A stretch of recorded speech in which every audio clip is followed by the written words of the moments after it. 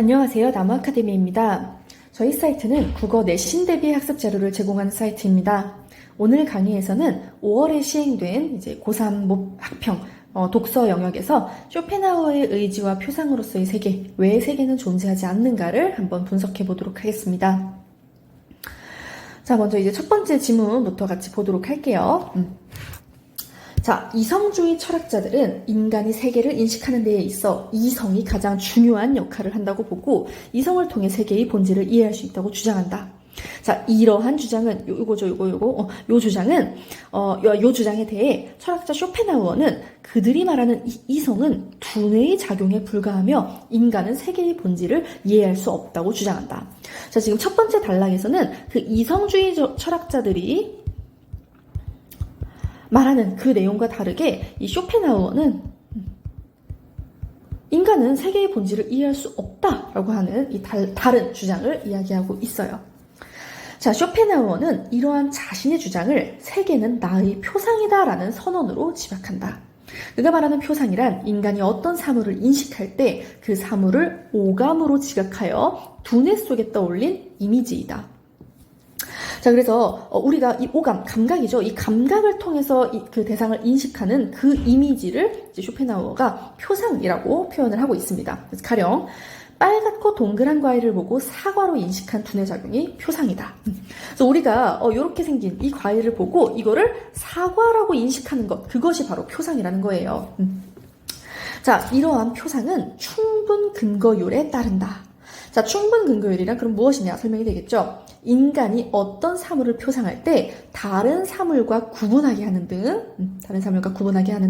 현실 세계를 이해하기 위해 두뇌에 작용하는 인간 개개인의 인식 원리이다 라고 표현하고 있어요.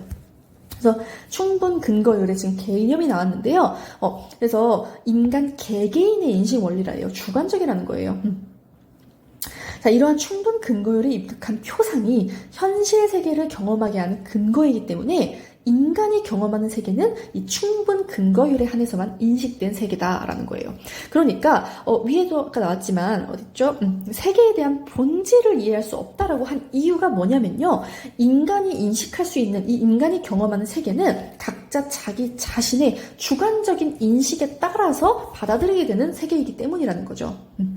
그래서 우리가 경험하는 세계가 실제하는 세계가 아니라 이 충분 근거율에 입각하여 표상된 세계일 뿐이다. 그래서 우리가 표상하는 세계는 단순히 우리의 두뇌 작용으로 인해 경험하는 환영에 불과하다라고 표현하고 있는 거예요. 그래서 이 충분 근거율의 내용을 정확히 여러분 기억해 두셔야겠죠. 자, 그렇다면 쇼펜하우어가 생각하는 실제 세계는 무엇이냐? 바로 의지다.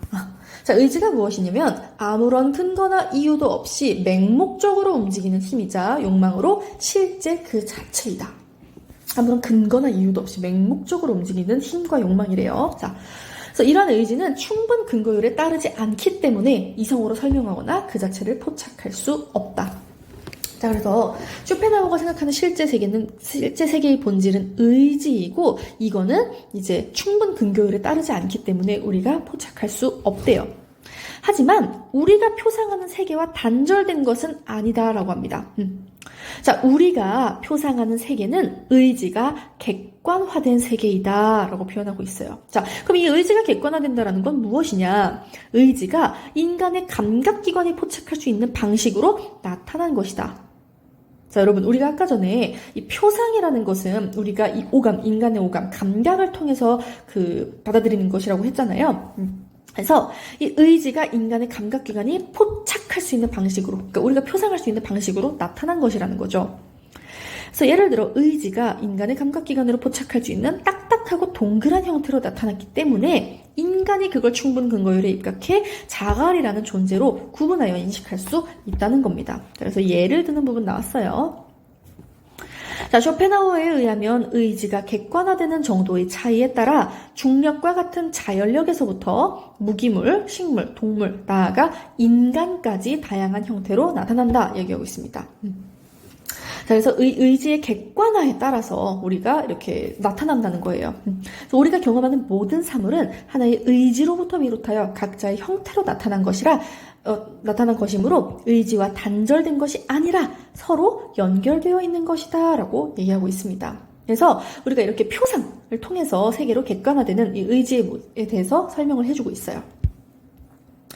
자, 그래서 결국 쇼펜하우어의 철학은 우리가 경험하는 세계가 이 세계의 본질인 의지가 객관화된 표상임을 밝힘으로써 인간이 세계의 본질을 이해할 수는 없더라도 표상으로 그 본질을 경험할 수 있음을 역설한 것이다 라고 되어 있습니다. 그래서 여러분 이 구조가 지금 이해되시죠? 일단은 그 두 번째 지문도 좀 같이 보도록 할게요. 자, 세계의 본질은 무엇인가? 자, 지금 똑같이 세계의 본질에 대한 얘기를 하고 있어요. 이러한 질문에 대해 관념론자들은 세계를 정신의 산물로 보고 모든 실제는 정신적인 것으로 구성되었거나 비물질적인 것이라고 구성을 한다. 정신의 산물로 보고 있대요. 반면 자연주의자들은 세계를 자연과 동일시하며 모든 실제는 실험과 관찰로 검증할 수 있는 객관적 대상이라고 주장합니다. 하지만 철학자 가브리엘은 이러한 관점들이 서로 각자의 실제만이 진리라고 주장하는 것은 세계의 본질에 대해 논할 수 없게 만든다고 지적하면서 실제에 대한 새로운 관점인 신실제론을 제안했습니다. 자, 그럼 이제 이 다음부터는 신실제론에 대한 이야기가 나올 거라고 우리가 예상할 수 있겠어요. 자, 신실제론에 의하면 물질적인 것은 물론 비물질적인 것도 실제하는 대상이라고 합니다. 자, 여러분 아까 우리가 위에서 관념론자들의 경우에는 이 실제는 비물질적인 것이라고 했어요. 관념론자들. 그리고 자연주의자들은 이 모든 것들이 우리가 실험과 관찰로 검증할 수 있는 이를테면 물질적인 것과 같은 그 자연과 같은 것들이라고 이제 주장을 했었습니다. 하지만 이 가브리엘의 신실제론에 의하면 이 모든 것이 다 실제하는 대상이라는 거죠. 그래서 모든 대상은 각각 어떠한 하나의 대상 영역에 포함된다. 이때 대상 영역은 포함된 대상들을 설명할 수 있는 특정한 법칙을 가지고 대상 영역마다 서로 다르다. 그래서 대상만이 아니라 대상과의 관계를 터는 정황인 사실도 포함된다라고 하는 이 신실제론의 특징을 지금 설명해주고 있습니다. 자, 그래서 가령 구체적인 예시가 나옵니다. 한 알의 사과와 과일 접시가 있는 세 개가 있다고 가정해보자. 접시와 사과는 물리법칙으로 설명이 가능한 대상 영역의 대상이죠. 이건 우리가 지금 실제로 눈으로 볼 수 있는 물리법칙으로 설명할 수 있는 영역입니다. 그런데 접시 위에 사과가 놓여있다라는 시공간적 정황은 이 대상 영역의 사네요. 그래서 요거는 대상 영역의 사실이다라고 표현을 하고 있습니다. 그래서 가브리엘은 인식 주체가 어떤 것이 진리인지 판별 가능한 것은 사실뿐이며 이 사실이 참일 때 진리다라고 말을 하고 있어요. 자, 그래서 가브리엘은 인식 주체가 사실의 진위를 판별할 수 있다는 것은 곧 의미장을 통해 세계에 접근한 것이라고 주장한다.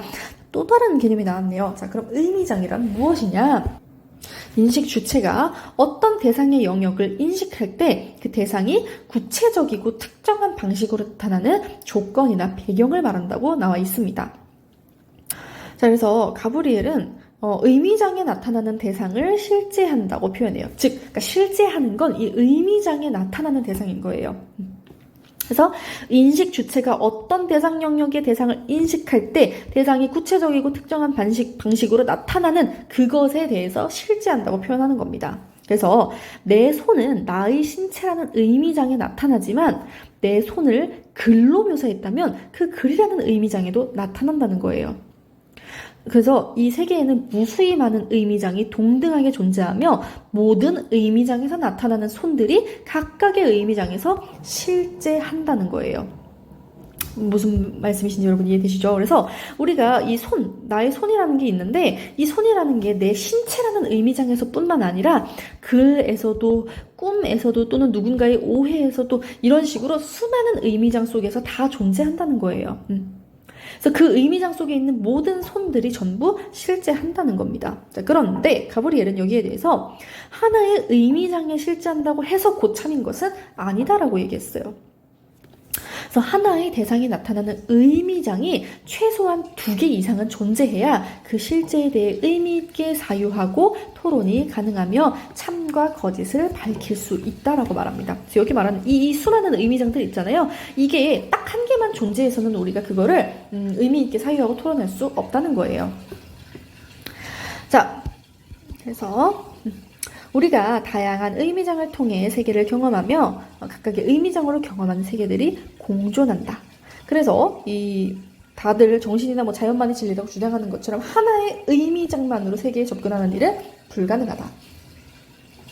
그들이 주장하는 정신이나 자연이라는 실제가 진리인지 밝히기 위해서는 그들의 의미장과 동등한 또 다른 의미장이 반드시 필요한데 그들이 서로 다른 의미장을 인정하지 않기 때문이라는 거죠.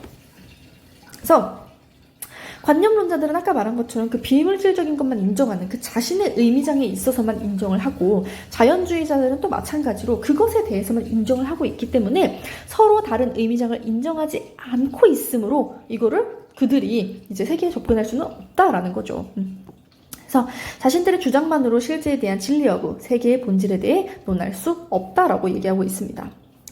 자, 그래서 신실제론은 다양한 관점이 각자의 실제만의 진리라고 주장하며 충돌하는 이 현대 사회에 세계의 본질에 대한 확실한 진리를 던져준다. 그것은 결국 다양한 관점들이 주장하는 것과 같은 세계는 존재하지 않는다는 사실이다. 즉, 하나의 관점으로만 인식될 수 있는 세계는 없다는 거예요. 우리가 여러 관점을 통해서 인식해야만 한다라는 것을 이야기하고 있습니다. 자, 그럼 여러분 이것과 관련해서 우리가 같이 이 가와 나 지문을 통합한 문제를 한번 풀어봐야 이거를 같이 연합해서 좀 이해할 수가 있겠죠? 문제 지금부터 한번 풀어보도록 하겠습니다. 자, 그럼 13번 문제 한번 같이 풀어볼게요. 가와 나를 바탕으로 가브리엘이 쇼펜하우어의 철학을 비판한다고 했을 때 그 이유로 적절한 것을 묻는 문제죠. 자, 여러분들은 영상 잠시 일시정지하고 문제 풀어봐 주시기 바랍니다. 네, 그럼 문제 한번 같이 풀어보도록 하겠습니다. 자, 이 문제를 풀기 위해서는 가브리엘과 쇼펜하우어의 철학에 대해서 여러분들이 이해를 해 두셨어야겠죠? 자, 일단 답은 3번이 되겠습니다.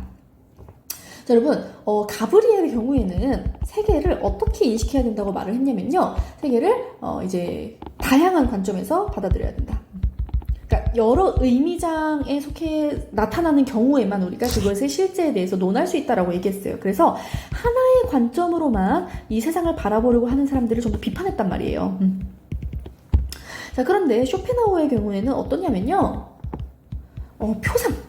이 표상으로 나타나는 이제 세계의 본질을 의지라고 해석을 하면서 그것이 이제 우리 세계에 표상되어 나타난다라고 하는 것을 주장을 했단 말이에요. 그래서 이 세계를 하나의 관점으로 제한하여 접근하고 있기 때문에 가브리엘의 이 철학에는 좀 맞지 않는다고 볼 수 있죠. 그래서 가브리엘이 쇼펜하우어의 철학을 비판한다면 이 이유 때문에 비판했을 거라고 우리가 볼 수 있겠습니다. 자, 여러분 이렇게 문제 한번 같이 풀어봤는데요. 이것 외에 더 많은 문제나 자세한 학습 자료는 저희 나무 아카데미 홈페이지에서 확인하실 수 있습니다. 감사합니다.